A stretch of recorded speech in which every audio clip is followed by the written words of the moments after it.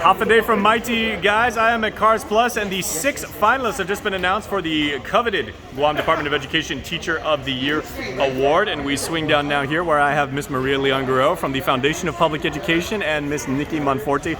They were instrumental in determining how these 6 finalists were chosen out of a field of 12 outstanding island educators. So, Maria, maybe we'll start with you.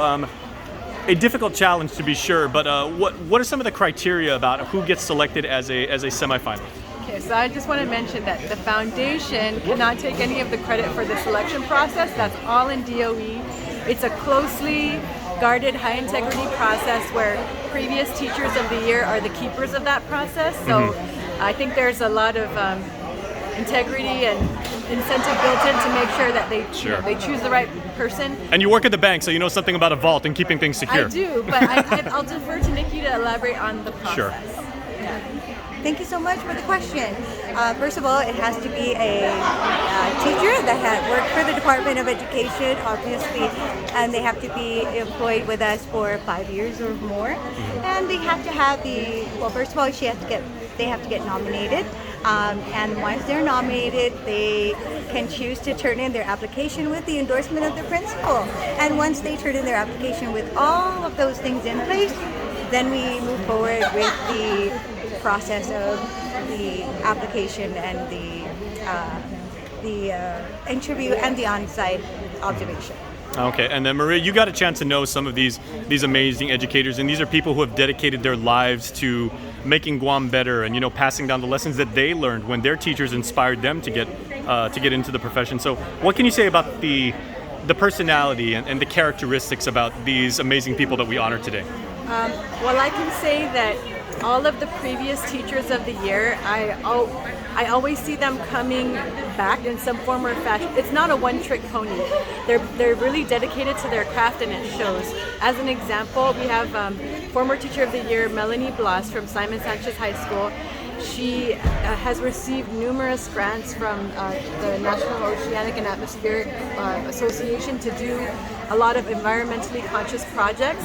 We have Annalyn Palugad, who recently wrote a book, and so they're just really doing amazing things, and I continue to be inspired by these teachers year after year. Now, of course, as they say, to the victor go the spoils. So, talk a little bit about what the ultimate teacher of the year will get during their time, and where do we go from here in determining who the teacher of the year will be? Sure. So the priority from the foundation is that we finance the opportunity for them to go to Washington, D.C. to represent Guam at the national level. So they will have their airfare and their accommodations and their expenses fully covered.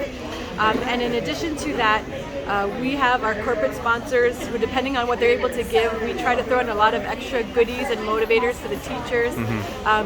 Yet to be determined, but I think the big sexy prize is the one you're seeing right behind Let's go take a look at that. So, okay.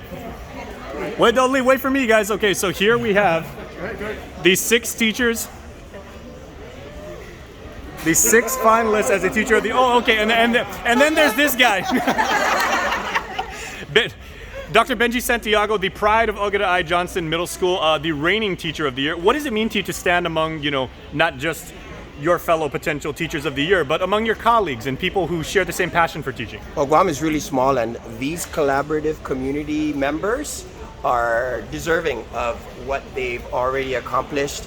I never got this experience because last year we were doing everything virtually. So just to celebrate in person with everyone just brings it full circle. And I really, really applaud all of them. Congratulations to all our semifinalists this year. All right. All right. So educators from all walks of life, several of the island's public high schools represented, middle schools.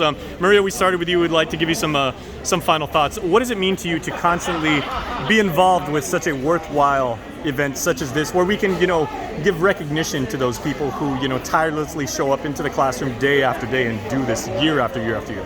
Yeah, I've been doing this for a while, and every time we come to this Teacher of the Year program and recognition, I really feel it in my heart that these teachers are deserving of this recognition and so much more.